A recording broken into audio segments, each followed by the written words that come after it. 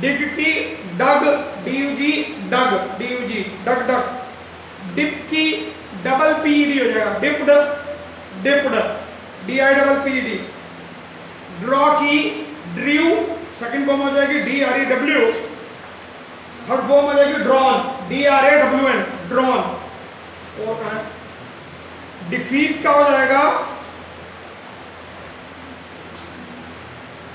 Defeat का हो जाएगा विक्ट्री, VICTORY। कन्वर्ज का हो जाएगा डाइवर्ज, DIVERGE, डाइवर्ज। कंस्ट्रक्ट का हो जाएगा डेस्ट्रॉय, DESTROY। डीप का हो जाएगा शैलो, नैरो नहीं होगा, डीप का होगा शैलो, SHALLOW। डेफिसिट का हो जाएगा सरप्लस, SURPLUS, सरप्लस। ठीक है। गुटका स्कैम कहाँ हुआ?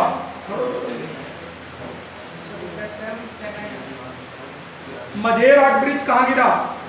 मझेरहाट सिटी। तो बोलो नहीं, कोलकाता, कोई और नहीं बोलेगा। जब आपका टर्न आएगा आपको बोलना है। एक बार में एक बंदे का टर्न आता है। चैरिटी डे,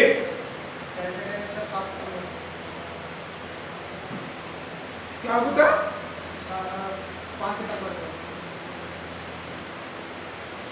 WIFT पहला मेरिल स्ट्रिप अवार्ड किसे मिला?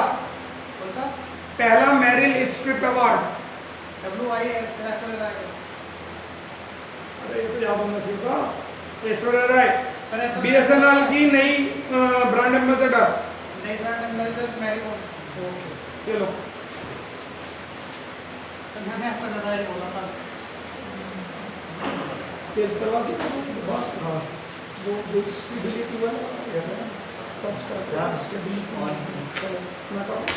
बस ये कुछ नहीं आपका देखिए दिया है 64,000 का 12.5% वार्षिक दर से 3 वर्ष का चक्रवृद्धि ब्याज ज्ञात कीजिए। कंपाउंड इंटरेस्ट आपको क्या करना है, फाइंड आउट करना है। प्रिंसिपल अमाउंट आपको गिवन है, रेट आपको गिवन है, टाइम आपको गिवन है। ठीक है। तो आपको मैंने बताया था कि 12.5% का क्या होगा फ्रैक्शन 1/8। आपको 12 दूनी 24 से 25/2 इस तरह से नहीं करना है। 12.5% इक्वल टू क्या 1/8 आपको तुरंत पता होना चाहिए। ठीक है। सभी आप टाइम बचा सकते हो। तो यहाँ पे रेट आपको क्या दी हुई है 12.5% दी हुई है। तो कितना आ जाएगा इसका 1/8 आ जाएगा। प्रिंसिपल अमाउंट आपको गिवन है यहाँ पे, ये आपका गिवन है। टाइम आपको गिवन है यहाँ पे कितना है। आपसे क्या पूछ रहा है वो CI फाइंड आउट करने के लिए कह रहा है आपसे। तो आपको मैंने बताया था कि आपको यहाँ पे क्या लिखना है, प्रिंसिपल अमाउंट यहाँ पे आपको लिख लेना है। जितने टाइम से उतने भागों में क्या कर लेना है आपको डिवाइड कर देना है। ठीक है। रेट यहाँ पे कितनी आ जाएगी आपको 1/8 हो जाएगी। तो 64,000 का 1/8 कितना हो जाएगा 8,000 हो जाएगा। यहाँ पे भी 8,000 हो जाएगा, यहाँ पे भी 8,000 हो जाएगा। ठीक है। अब इसका कितना हो जाएगा 1/8 इस पे लगेगा इसके कारण से। तो कितना निकल के आ जाएगा आपको 1000 आ जाएगा। 8,000 को 1/8 करोगे 1000 आ जाएगा। ठीक है। अब इस पे ही इसके कारण से लगेगा तो कितना आ जाएगा 1000 यहाँ पे भी आ जाएगा। देखो एक दो बार कर लोगे तो आपको पता है कि आना क्या है। ठीक है। अब इस पे कितना हो जाएगा इसके कारण से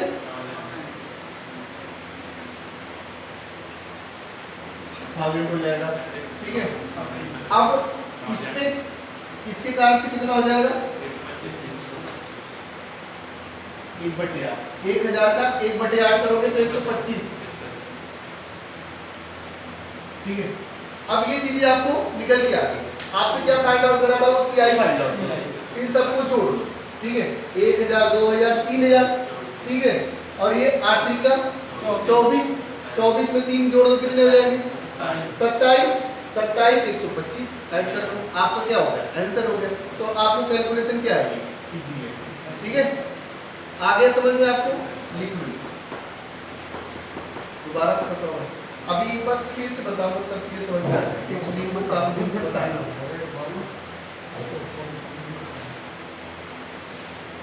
मैं आपको ना क्लास में बताऊंगा एक्चुअली को पढ़ा नहीं। वैसे सर मैं इसकी एक मतलब थोड़ा सा जो ये मेथड है ना, इसका एक मेथड और बता देता हूँ। जैसे सर ने बताया तो आप ये देखो कि ये शायद आसान पड़ जाए। देखो प्रिंसिपल अमाउंट कितना है, 64,000 रुपए है, और परसेंटेज क्या है इस पे, 12.5% है। सर ने बताया 1/8 है, ये तो आप याद रखोगे। तो इसको एक टेबल में बना लो, इसे हम टेबल मेथड कहते हैं। यही मेथड है, सेम कॉन्सेप्ट डिफरेंट नहीं है। यहाँ लिखो SI, यहाँ लिखो CI, और 3 साल का है तो 3 खाने खींच लो, पहला साल, दूसरा साल, तीसरा साल। अमाउंट क्या है, 64,000। सिंपल इंटरेस्ट क्या हो जाएगा, 1/8। पहले साल का इक्वल होता है, तो यहाँ इक्वल के साइन बना लो, इक्वल होता है। तो आप इसे 8 से भाग करो तो कितना आ गया, 8,000, और यहां भी 8,000 आ जाएगा, आएगा। सिंपल इंटरेस्ट हर साल सेम होता है, ये बात तो आपको पता है। ये तो फिनिश हो गया, तीसरे साल से आगे जाना नहीं, तो तीनों यहाँ कैलकुलेट होगी। अब एक चीज याद रखना, 8,000 को ब्याज देना ही पड़ेगा, 8,000 को ब्याज। और कंपाउंड इंटरेस्ट को कहते हैं ब्याज पर ब्याज, ब्याज पर। देखो मूल का ब्याज दे दिया, मूल का ब्याज दे दिया, और इस मूल का ब्याज भी दे दिया। अब जो दूसरे साल में है, यहां पे ब्याज बढ़ गया, तो क्या बढ़ा, ब्याज पे ब्याज। तो पिछला ब्याज कितना हो चुका था, 8 और जुड़ गया ना, 64 का तो ये आ गया, 8 का और आना है, 8,000 का और आना है। और 8,000 का कितना आएगा, 1/8 है। तो 8,000 का 1/8 कितना है, 1,000। 8,000 का कितना है, 1,000 आ गया। अब ये ब्याज दोबारा भी देना पड़ेगा 8 पे। अब ब्याज कितना हो गया, 2 बार, तो 1/8 और 1/8 2 बार देना पड़ेगा। समझा। देखो 8 सेम था, तो 64 की कैलकुलेशन तो कर दी हमने। अब ब्याज कितना बढ़ा पहले साल में, 8,000, तो 8,000 का 1/8 से ब्याज कितना हुआ, तो दूसरे साल तक खत्म हो गया। तीसरे साल में ब्याज कितनी, मूल का ब्याज तो आ गया, ब्याज पे ब्याज, ब्याज कितनी बार हो गया, 1 2 3 बार। तीसरे साल के लिए कितना हो गया, 1 2 3। तो इसका तो ये रहा, इस वाले का ये रहा, बचा किसका, इसका। 1,000 का 1/8 कर दो, फिर 125। इन्हें जोड़ दो तो ये 3 साल का चक्रवर्ती ब्याज, इन्हें जोड़ दो तो 3 साल का साधारण ब्याज। तो ये थोड़ा सा आपको आसान पड़ सकता है टेबल बनाना, कंपाउंड इंटरेस्ट की और सिंपल इंटरेस्ट की टेबल में कन्वर्ट कर दो। अब देखो ब्याज से ब्याज अगर आ जाए कि 2 साल के ब्याज का अंतर बताओ, क्या आया, तो ये भी खत्म, ये भी खत्म, अंतर ही तो पूछा। 2 साल के चक्रवर्ती ब्याज, साधारण ब्याज का अंतर, तो 8 से 8 खत्म, 8 से 8 बचा गया। तो 2 साल के सिंपल इंटरेस्ट और कंपाउंड इंटरेस्ट का अंतर 1 सेकंड में कर दोगे, ना जोड़ना ना घटाना, डायरेक्ट आ जाएगा टेबल से, कोई कैलकुलेशन नहीं करनी पड़ेगी, टेबल बना लो हमेशा। अब यहां देखो, अब क्या पूछा, 3 साल के ब्याज का अंतर, क्या पूछा, 3 साल के ब्याज का, तो 8 से 8, 8 से 8 और 8 से 8 सब कट गए, बचा क्या, 3,125 आंसर आ गया 1 सेकंड में। तो आप इसको थोड़ा सा आपके मेथड से अलग कर दिया मैंने, सर वही है, बस क्या है, मेथड वही है, ये कॉम्पैक्ट फॉर्म में हो गया। तो कई बार मैं देख रहा था जो तीर खींचे में है ना, तो बच्चा उलझ जाता है, ओ भाई पता नहीं कहाँ को जाऊं, कैसे जाऊं, क्या करूं, क्या ना करूं। ये बहुत इजी पढ़ना चाहिए मेरे हिसाब से, मैं तो ऐसे ही करता हूँ इसको, कैलकुलेशन को। तरीका वही है जो सर ने बताया, चेंज नहीं किया मैंने, उसकी पिक्चर चेंज कर दी, उसको टेबल में कन्वर्ट कर दिया, और ये आपको बहुत आसान पड़ेगा। तो ये टेबल बनानी आपको आ जानी चाहिए, तो इससे हर तरह का सवाल हो जाएगा। टोटल ब्याज निकालना हो, चक्रवर्ती ब्याज निकालना हो, अंतर निकालना हो, तो 4-5 तरह के सवाल एक साथ इससे आप कर सकते हैं। वो वाला कॉन्सेप्ट जरूर जो सर ने बताया आपको, अरविंद सर ने, वो कॉन्सेप्ट तो पता होना ही चाहिए। अगर वो नहीं पता तो फिर ये टेबल नहीं बनेगी। जैसे 20% आ जाए, मान लिया ब्याज क्या है, 20% कितना होता है, 1/5 ठीक, देखो 1.5 से कर दो, टेबल में ही कन्वर्ट कर दो, इसे 65,000 मान लो, उसकी बात कितना मान लो, क्योंकि फिगर ऐसी आएगी जो यहाँ होगा उससे कटता होगा, ये भी जरूर है। एग्जाम में जो फिगर आएगी ना वो भी यही होगी, 64 नहीं आने की 5 से डेसिमल वाला नहीं आता वहां, 5 से काटो 13,000, 13 बजे। तो आंख बीच के आपको क्या काम करना है, सबसे पहले हर जगह 13 रख दो, बस ये काम तो सबसे पहले करना है 1 सेकंड में, कोई कैलकुलेशन कुछ नहीं करनी, सीधे 6 फिगर आ गए। यहां तो कुछ करना नहीं है, ये तो टोटल याद हो गया 3 साल। यहाँ पे ब्याज मूल का तो आ गया, मूल का ब्याज आ गया, अब पिछला ब्याज क्या है 13,000, तो यहाँ पे 13,000 का डिवाइडेड 5 और जोड़ देंगे इसमें, ठीक है। तो क्या हो गया 5 दूनी 10, 5 36, 2600, कितना हो गया। अब यहाँ पे क्या होगा, अब ब्याज कितना आएगा, इसका मूल का तो आ गया, 1 फिगर 2 फिगर 3 ब्याज और आने, ब्याज पर ब्याज, क्या बोलते हैं ब्याज पर, तो ब्याज कितने इकट्ठे हो गए आपके 3, 1 2 3, एक तो 2600 आ गया पहले वाले का, फिर इसका भी 2600 आ गया, अब 2600 का 5वां हिस्सा और आएगा, कैलकुलेशन होगी, बस जोड़ना घटाना कुछ भी करना आप आराम से कर सकते। क्लियर, समझ आ गया, ओके।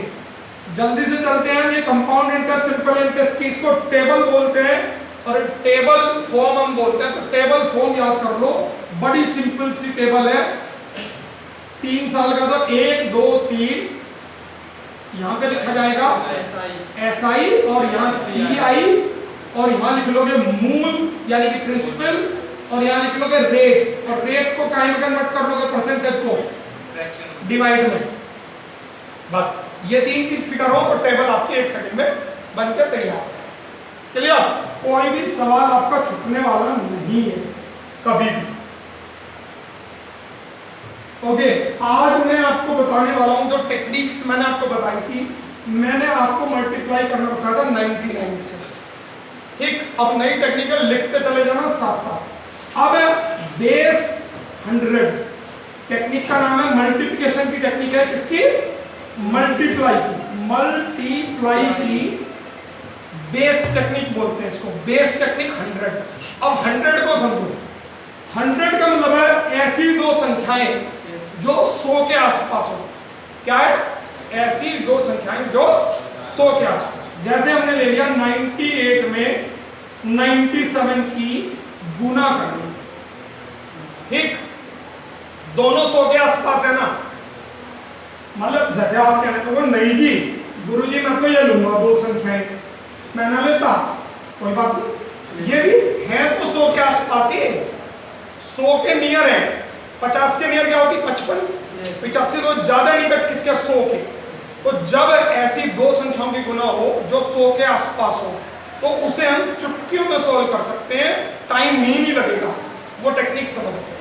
देखो 100 में से बैलेंस करना है, इसको क्या करना है बैलेंस, 100 में से बैलेंस कितना है 2, 100 में से बैलेंस कितना है, बैलेंस समझते हो ना, अरे हम 100 की बात कर रहे, 98 खर्च हो गए तो बैलेंस क्या बचा, 98 में तो 2 रुपए, 97 में तो, इसके ऊपर बॉक्स बना दो और इनके आपस में गुना कर दो, 3 दूनी लिख दो यहाँ पे, कोई प्रॉब्लम तो नहीं, और यहाँ पे तीर लगा के माइनस लगा हुआ है ना, नफी घटा, तो माइनस कर दो, 98 में से 3 गए और 97 में से 2 गए, क्रॉस अगर घटाओगे तो सेम आएगा, दोनों नंबर क्या आ रहा, आंसर आ गया 95 तो 6, 98 और 97 की गुना है, समझ आ गया। देखो एक और लिखते हैं, 92 में 92 ही ले लेते हैं, चलो आप कह रहे हैं थोड़ा सा सेम करो, इसकी क्या करो बैलेंस, क्या करेंगे 100 में से बैलेंस क्या है 8 नहीं 08, 2 डिजिट में लेना, ये ध्यान रखना, 0 इसकी गुना कर दो, 8 की 8 में गुना, क्रॉस घटा दो, 92 में से 8 गए,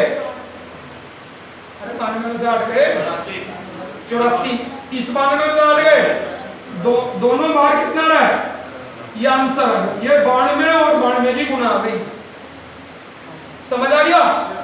85 और 85 का देखो अब, तो घबराना नहीं है, क्या करना है हमें, बैलेंस क्या आया 15, इसका बैलेंस, तो पहले तो इनकी गुना करनी है, 15 की 15 में गुना करेंगे क्या आएगी 225, तो यहाँ पे हम दो ही डिजिट लिख सकते हैं क्योंकि आंसर 4 डिजिट में आता है, तो पता है, तो 2 को अलग लिख लिया, 3 डिजिट में आया ना, इसे 2 को बैलेंस कर दिया। अब घटाओ उसे, 85 में से 15 गए, 85 में से 15 गए, हर बार 70 और 2 आंसर आ गया, तुरंत आंसर आ गया, 1 सेकेंड में। करो जरा 99 में 87 की गुना करो। टेक्निक मैंने आपको बता दी, बैलेंस लिखो, बैलेंस लिख के क्या 99 में 87 की कहा था बैलेंस 13, बैलेंस 1, 13 एकम घटाओ 86 दोनों बार 8613 आपका आंसर है। समझ आ गई टेक्निक, बहुत अच्छी तरह से। और देखो जब मैं आपको कोई टेक्निक बताता हूं तो आपको उसकी प्रैक्टिस जरूर है। आप ये नहीं करते, मैंने सवाल लिखाए थे, वो सवाल किसी ने भी नहीं दिखाए, मैंने कहा था आप सवाल करके लेके आओगे और वो सवाल आप करके ही नहीं लाए, तो you have to do this work also. और मैंने आपको रीजनिंग का एक चैप्टर दिया था, उसमें 21 से लेके 40 तक के क्वेश्चन आपके व्हाट्सएप ग्रुप पे आए हुए हैं। वो क्वेश्चन कल मुझे लिखे हुए चाहिए, कॉपी पर लिखे हो, 3-3 लाइन छुट्टी हो और उन्हें प्रैक्टिस करके देखो। फायदा कुछ नहीं है इससे, मैं वर्क देता हूं आप करते नहीं, फायदा क्या, वो काम मैंने 7 दिन पहले का दिया हुआ, अगर वो काम आपने कर लिया होता तो 7 काम और मिल जाते। आप एक ही काम करके नहीं लाए, 7 देके क्या करूंगा, मेरा नुकसान नहीं है, आपका नुकसान है। आप जितना जल्दी करके ले आओगे उतना जल्दी मैं समझा दूंगा, उतना जल्दी अगला वर्क भी मैं पोस्ट कर दूंगा। तो ये चीज आपको ध्यान रखना है। टाइम हो गया है लेकिन फटाफट 1 मिनट और ले रहा हूं मैं। अब है बेस 1000, क्या है बेस 1000। अगर बेस 1000 है और उसकी मल्टीप्लाई करनी है, क्या करनी है वो 3 अंकों की गुणा होगी ना। जैसे देखो 999 में 999 की गुणा करनी है, क्या करना है, तो ये आंसर 6 डिजिट में आएगा, ये ध्यान रखो। अगर 3/3 की हो तो 6 आती है, 2/2 की हो तो 4 डिजिट आती है, ये तो सिद्धांत पता है ना मैक्सिमम। तो 999 का कहीं में बैलेंस करना है आपके बाद 1000 में से, और 1000 में से बैलेंस 3 डिजिट में करना है, 0 0 0 0। इसके ऊपर बॉक्स बनाया, इनकी गुना कर दी, क्या आई आ गई 001। अब क्या करना है, नफी माइनस घटा, नफी उर्दू का वर्ड है, नफी घटा माइनस, ठीक है, जो भी आपको करना है, सब्ट्रैक्शन 4 नाम में से, तो 999 में से गया और इस वाले में से गया, आंसर आ गया, आंसर तैयार।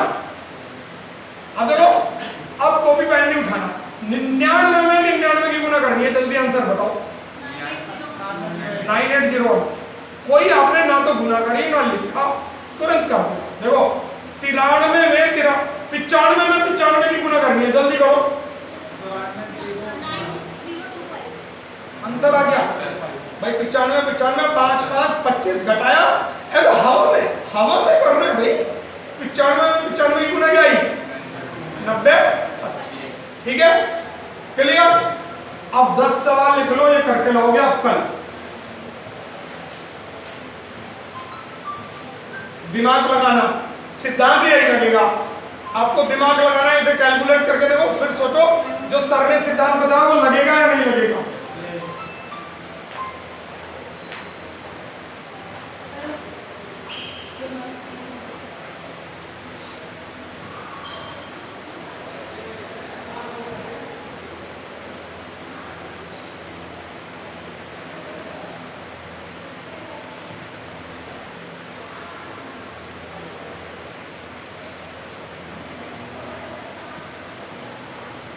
सवाल नहीं होंगे तो कल आपको हम बताएंगे, ठीक है।